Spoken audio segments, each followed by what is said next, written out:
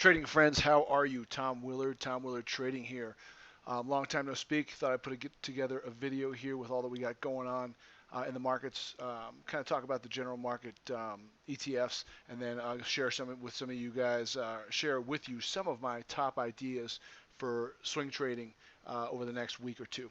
Let's start off with the markets here. This is the DIA, the Dow Jones Industrial Average ETF, and I drew the fib line retracements here, and you'll notice um, we had this obviously really big move down, and then we've come up now. If you look at it, we've finished right around the 50% retracement level of this entire move.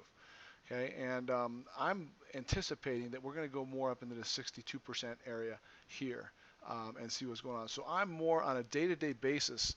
I'm more prove for me that I need to go short. I'm leaning more on the long side from a day-to-day basis. However, I'm looking to start buying, or I'm sorry, looking to short um, the major indices here as we get up to this. You'll notice here, if we look to the left on this weekly chart, you've got resistance here in the 62% area.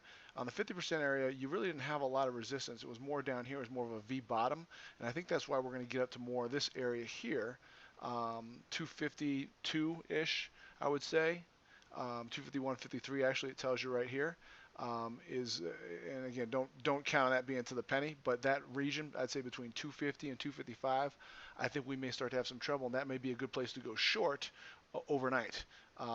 You can, go with options or however you want to do it, because I think we may now start get that second leg down. I don't know if we'll go all the way down to this bottom that we set in down here at around 180 and change, 180.36 it looks like. Um, that's quite a ways back down, but anything can happen. Okay, so but I think we're going to get that move down. We haven't really had that. Now, if I make this weekly chart smaller so you can see the other time frames here, hold on. All right, let's pull this back here. Here's the daily chart. You'll see the move down, retracement here, down, a retracement, short setup that failed. Okay, and again, another attempt for a short setup here that hasn't yet failed or taken out the stop area, but I think it probably will. Flat 200 here above at 266. You'll notice the 200 period moving average is actually where we're settling in here right now on the weekly chart. So we could go down sooner rather than later. I mean, we could end up going down this next week. We got a lot of earnings coming up this next week, so be aware of anything you're playing when the earnings are for stocks that you're in or stocks that you're contemplating buying or shorting. Make sure you have that, you know when that is. But right now it looks like this diamonds is in a resistance area. It's not time to start buying hand over fist. Major things that are up 50, 60% retraces from this big move down. Now it's time to get more cautious, take profits. I actually bought a lot down here, but I took profits here when it was more at the 38 to 40% retracement. So I've actually sat out the last 10% of this retracement up. Pretty much Google, Microsoft, all those stocks, I bought all those near the bottoms and sold them on the 40% retrace back up. Anticipating to go back down. So I'm flat on pretty much all the stuff I bought down here, but I'm not going to be buying hand over fist. I strongly urge you not to at this time, unless you got a system that works for you that says to do the opposite. By all means, if it works for you, continue doing that. But for me, I'm a little bit more hesitant to be buying stuff hand over fist, especially stuff that's up like this. At this point, I'm watching more for clues to go short and intraday, going long, going short when I need to, when I see that, but going long and taking advantage of these giant moves like this. Look at this beautiful move here on the diamonds in the 15-minute chart here on Friday. Failed breakdown, came back up, retested this high, pulled back slightly. Beautiful entry right there, ride it up. First target would be the high of the day if you're trading later in the day, but a beautiful run. Let's look at the SPY too, SPY, which is the ETF for the S&P 500 here on the 60-minute chart, or I'm sorry, the weekly chart. You'll see, again, similar, right around a 50% retracement of this massive move down, okay? And you'll see at 50% retracement here, we do have resistance areas here, right? So we could have some issues here, but right now it's holding so far, wide whippy ranges. The 62% will get you up here, near this area here. So that's where I'm looking more. I'm looking for a little bit more of a pop here before I get short. But again, I also need patterns. I need setups. I need candlesticks that tell me to get short. Not so much just buying or shorting the level, but rather looking for clues on the bar by bar analysis, on the dailies, the 60s, the 15s even, to see if I want to get short, hold overnight, or just short for the day. A lot of these times we get these big gaps up and down. They're great to play for a gap fill or vice versa for a continuation, and those can be played day to day. But I'm talking, since this is a video, I'm talking more swing trading, buying and holding or shorting overnight. And so that's my current approach here with the markets on for Monday, April 27th.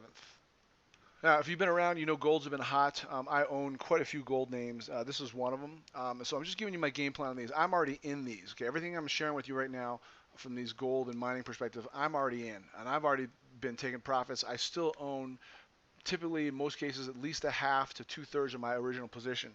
But Franco Nevada here, FNV on the daily chart, it's up here. I sold actually some of my shares in this topping tail, but I'm going to add them back if it gets back down. 125, this 120 to 125 area is the support area, so I would look to start buying back if we get a pullback to that 125 area. Another one I own is Wheaton Precious Metals. This has had a hell of a run, and again, back to support 35 to 36. Depending on the candlestick action, I'm going to be looking to buy back in or add more shares to this position. GDX, another one I own. Really nice run. Again, a pullback here to 31.32. I think it has some support, and this thing looks higher. Okay, we may not get that. It may have to go up to 40, then base, and then I'll buy it at 41, if that makes sense. So it's not so much a price; it's more of based off the candlestick action, and you get your setup. If it say it doesn't go anywhere, say it stays here at $34 a share, and for the next 2 weeks it sits here in bases between $33 and $35 a share. When it breaks out, I'll pay 35, 36, even though I may have sold my first lot of these shares at 34. I'll pay up for those new shares because it's showing me that it's going to go higher. It's giving me a pattern. It's based. It's consolidated. A lot of the weak hands have been shaken out, getting out in the base, and then when it breaks out to new highs beyond that, that's when you get the really big run, and you want to get back in, even though psychologically it may be hard for people to be buying something back at a higher price than they sold it at. So keep that in mind. But that's kind of my approach here. Is I'd love to see some pullbacks in these areas or bases. If they keep running, great. I still own a lot of them. We'll just keep riding it. When it gets climactic, I'll sell some more. Look for a pullback or a base. That's my general MO on these. So those are three. Let's see what else do I own. I own the GLD. GLD here is also strong. In fact, it's looking more like it wants to break out. It's a really sloppy cup and handle. It's coming back up here. If the handle is down at an angle here, you see it's already triggered. I didn't buy it yet here, but I'll watch it for a break above. This one obviously is wide and loose from day to day, so it having a tight stop at a candlestick point or a pivot point, it's easy to get taken out and shaken out, so you want to give it padding or cushion. Okay, some people like to give it an extra 1%, an extra dollar in some cases, depending on the issue. Do whatever your plan tells you to do. But on something like this, I don't put a stop to the penny, even on the pivot or a candlestick. It's more of like a range. I use more like the Fibonacci retracement levels, like I gave you, that on top of support areas, plus a cushion of X% or 50 cents or a buck or whatever. Okay, some long ideas for the next few weeks, this week and next week. And again, I didn't pull all the earnings on all these. I just do this, and when I go into the action of the day, I'll look up the earnings dates. Some of these I do have dates on. I don't have Sienna's right offhand, but it's not that hard to find. You'll see Sienna here in general is a lot stronger than the market. It's back up here near the highs. You'll see it came down, took out this pivot here when that sell-off, but came right back up. And I was actually contemplating buying it here at 42, but I didn't because it was sloppy. And we were getting to the point of, it's getting back up to resistance. Market was still weak, so I just stayed out of it. But now look at this again. It's forming another consolidation, if you can call it that. It's pretty ugly looking, but nonetheless, it's hanging out here. And I think any break over 47, 50, 48 could be a nice run. So watch Sienna for a possible long idea. It's on my short list of long ideas that I'm considering right now. All right, MSCI. This one actually reports, I believe, on April 28th, so Tuesday. So day after tomorrow. This is Sunday afternoon now I'm doing this video. But you'll notice the strength here, right? Look at the weekly chart. Back up, came down, didn't even break the support area here, came right back up. It's an expensive issue, but you can see here it's been consolidating between 310 and 325. I'll tell you right now, I won't be buying this before earnings on the 28th, but see what happens. Watch this for a break above the 335 area. May base a little longer, but this is a very strong stock in light of what has gone on in the rest of the market. I think this is definitely worth watching and keeping on a long watch list. The pot stocks have been hammered over the last several months, and it's just looking like it's trying to base here, or sorry, bottom and base. You'll see here Cron. This one I actually bought in as a swing position on Friday on this break here. It broke above 6 and change. You can see here it's making higher lows and is trying to make a new higher high. Ideally, if it can get above this area here, which is, let's see what this high is, 665. That could be the break point for this thing to get a really nice push higher. Maybe it's around the $9 area here, as you can see on the weekly chart. But I like this as a long. So I bought a small position as Cron as a swing trade. Stops pretty tight right around this $5 area, or you can go down to this pivot down here if you want to. I don't think you need to. If it gets down to this 5 area, I'll probably bail on it anyway. So Cron's one that I'm looking at. Tilray's one I day traded on Friday. It was a hell of a nice day trade. Look at this, beautiful. Started talking about this early right here, and it busted, pulled back, gave it another perfect entry here on the 15-minute chart, and it ran. It's also, now I didn't get this, I sold all my shares in the strength here that was going on. So this one, I sold all my shares, and I don't have any overnight, and it looks strong. So I just got into the love of the day trade here, and really was a nice mover. But this one could have held some overnight, but I didn't. So watching it for another entry. Cron I did buy. The other one I watched is CGC. And CGC, you see, is a lot more like Cron. It didn't move as much as Tilray did. It moved more like Cron did, and it also looks like it's setting up for a move over 16. And again, this thing, if it can break above here, it can move pretty easy to 22, 23. This area here, you can see it right here on the daily chart. It really doesn't have a whole lot of resistance on the way up, assuming these pot stocks are turning around. But it's been a long slog to the downside. You can see back at this, when was this?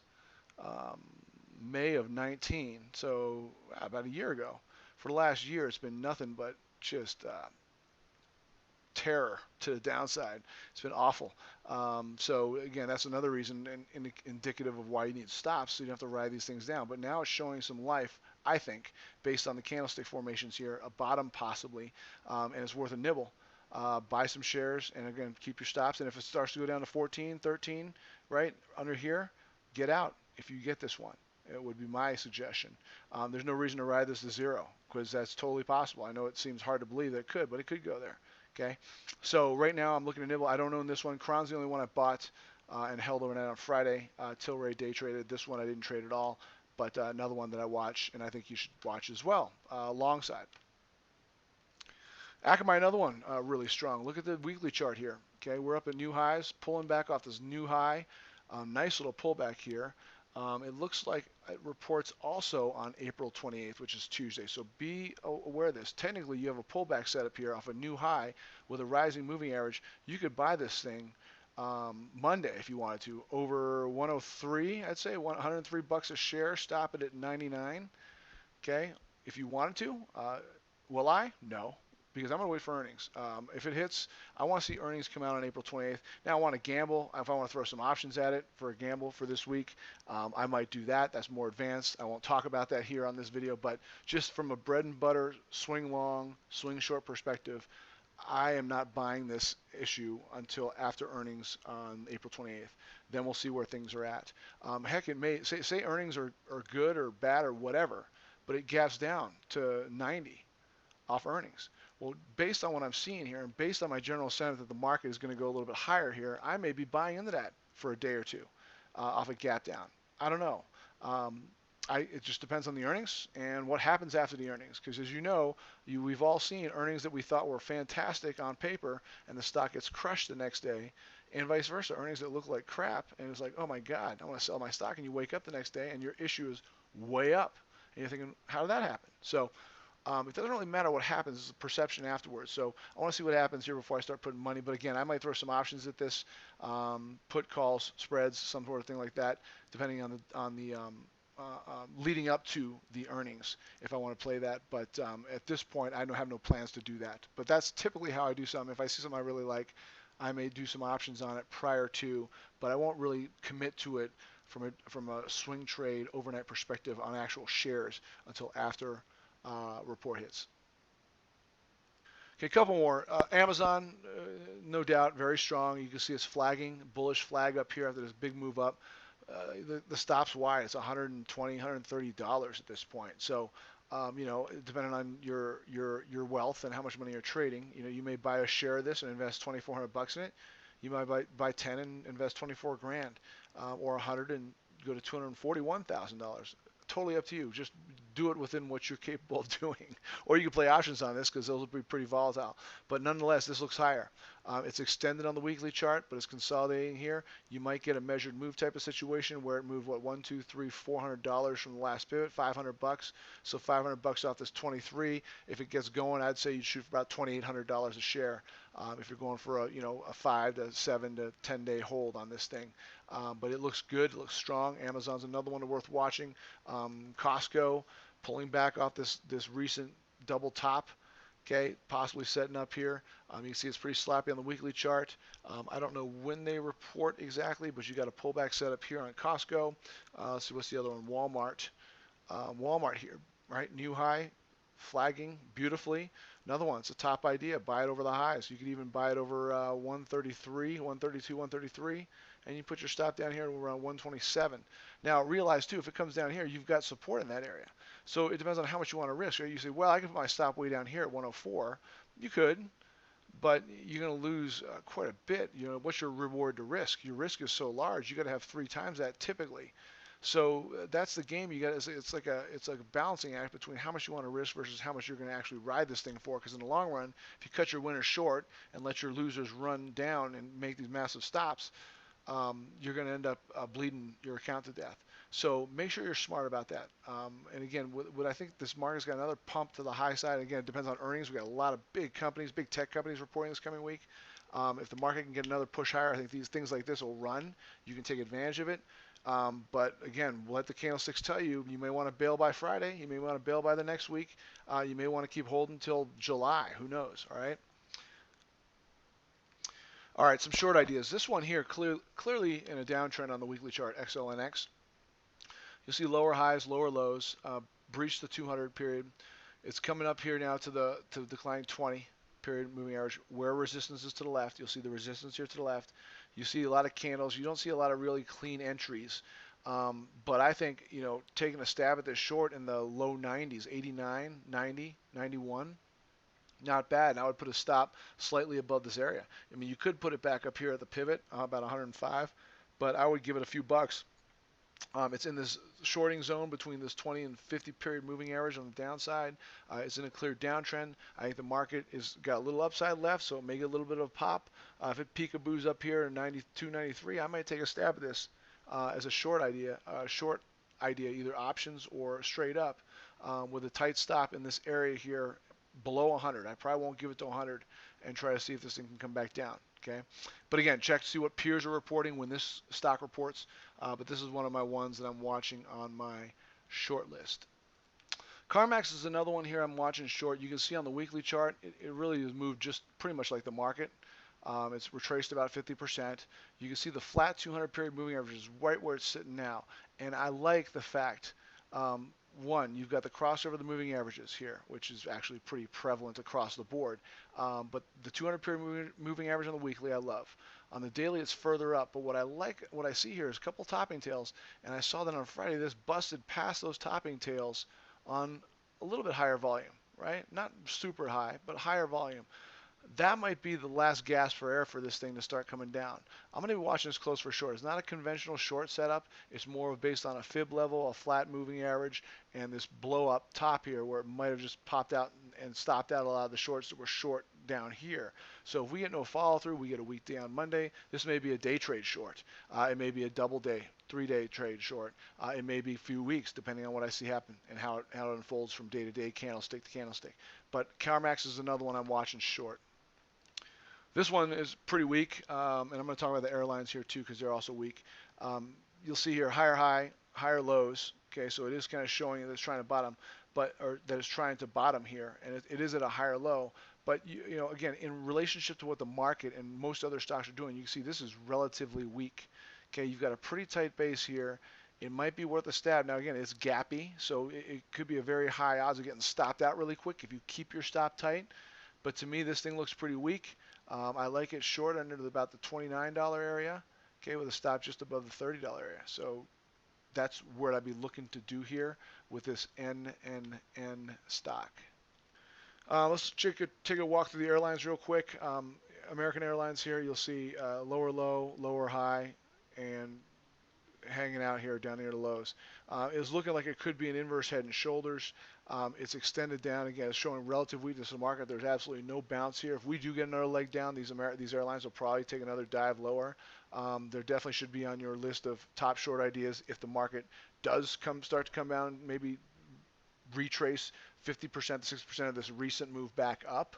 I think these ones will lead the way. So keep this around as a possible short. Delta is also weak. I think United's probably stronger than these two. It's pretty weak as well. UAL, Southwest Airlines, actually even weaker. You can see us pressing to the lows here. So love.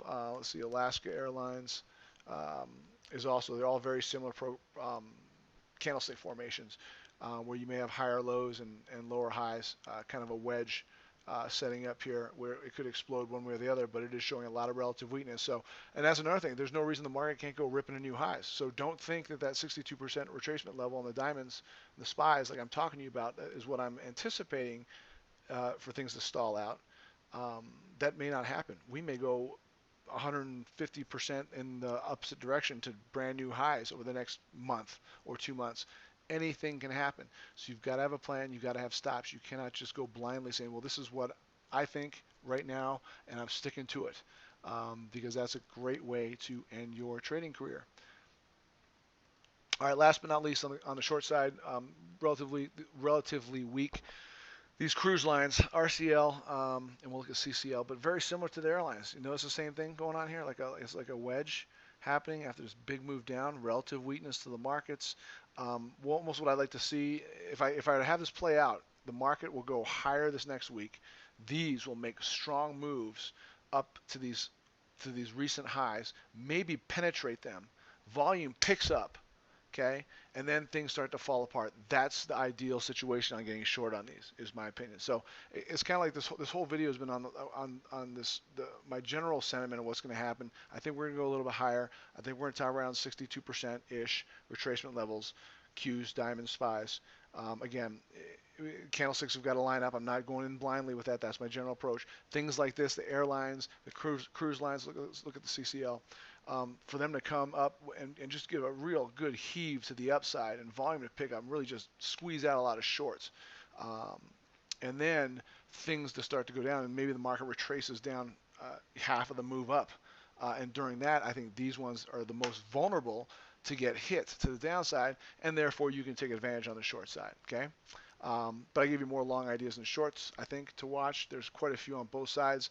These are just the top ones I wanted to share with you. Hope you found this video useful, as always. If you have any questions, hit me up, tom@tomwillardtrading.com. Follow me on Twitter. I will tweet occasionally throughout the morning, things that or the morning and the day as I'm trading, ideas, and obviously around for questions if you want to hit me up there. All right? Have a great trading week. Until next time, talk to you soon.